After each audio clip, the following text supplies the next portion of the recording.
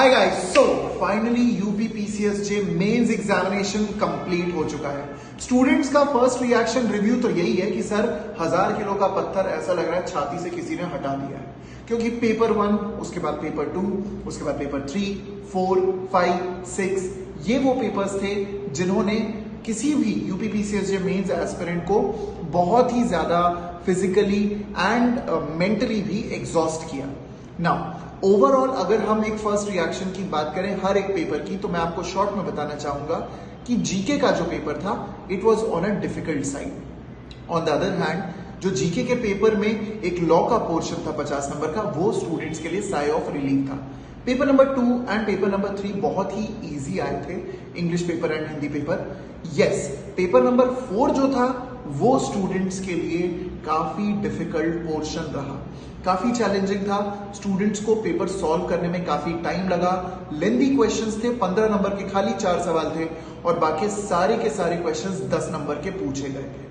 लेकिन जब हम बात करते हैं पेपर नंबर 5 की, तो उसमें कुछ अनप्रेसिडेंटेड चीजें हुई, फनी चीजें हुई, जैसे कि जजमेंट राइटिंग का जो क्वेश्चन आया हमारे प्रोसीजर और एविडेंस के क्वेश्चन पेपर में, उसमें जजमेंट लिखने के लिए आया section 300B of Indian penal code पे, जो कोई सेक्शन होता ही नहीं है। तो ज्यादातर जो स्टूडेंट्स हैं वो section 304B of Indian penal code पे जजमेंट लिख के आए हैं, विच इज नॉट रॉन्ग। लेकिन अगर कोई स्टूडेंट है जो इसके आसपास का किसी दूसरे सेक्शन का भी जजमेंट लिख के आया है, माइंडेड गाइस कि यहां पे जजमेंट में कन्विक्शन ही करना था, तो भी वो जजमेंट गलत नहीं माना जा सकता, क्योंकि पीएससी की तरफ से ये प्रिंटिंग एरर है। और क्वेश्चन पेपर में Hindi as well as English जो एरिया था, दोनों में ही सेक्शन 300B लिखा हुआ था, तो इसीलिए it was not covered in IPC में ऐसा कोई सेक्शन है ही नहीं। अपार्ट फ्रॉम दैट अगर हम बात करें पेपर नंबर 6 की, तो पेपर नंबर 5 की तरह पेपर नंबर 6 भी इजी ही था।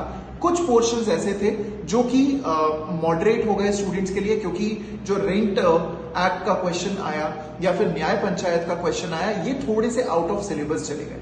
इन्हीं पेपर का, इन्हीं लॉ के पेपर्स 4, 5 एंड 6 या लॉ पेपर 1, 2, 3 का एक डिटेल्ड एनालिसिस आज शाम को होने वाला है 8 बजे, तो उसको जरूर देखने आइएगा।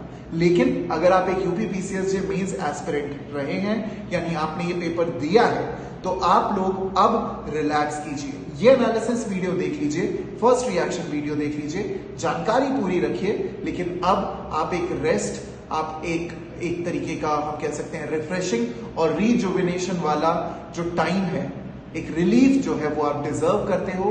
तो do enjoy your time, do have a relaxing and fun environment, अपने दोस्तों से मिलिए, बढ़िया खाना खाइए, अच्छा घूमने जाइए और रिलैक्स कीजिए, क्योंकि you have earned it, you deserve it.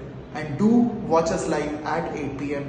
for the complete analysis of paper 4, 5 and 6 of UPPCSJ mains examination. Jai Hind. Hi guys, so 25 मई को आप लोगों का एक नया कॉम्प्रिहेंसिव बैच आने वाला है, जिसमें Ashutosh sir will be starting with the Constitution of India and it will also be a part of the Sarthi 5.0 batch. लेकिन उससे पहले आप लोगों को बताना चाहता हूं कि अनअकैडमी का अनलॉक 20 ऑफर चल रहा है, जिसमें if you use the code JW10 तो आपको 20% डिस्काउंट मिल जाएगा for all the Unacademy subscriptions. To do avail this offer, be a part of the Sarathi 5.0 batch, learn CPC from me and constitution of India from Ashutosh Singh sir and also the minor subjects from Harsha Mahajan ma'am by using the code JW10, 20% discount. और ये पूरा batch, पूरा साल भर का 13-14 महीने का batch आपको मिलेगा on Unacademy. So together let's crack it.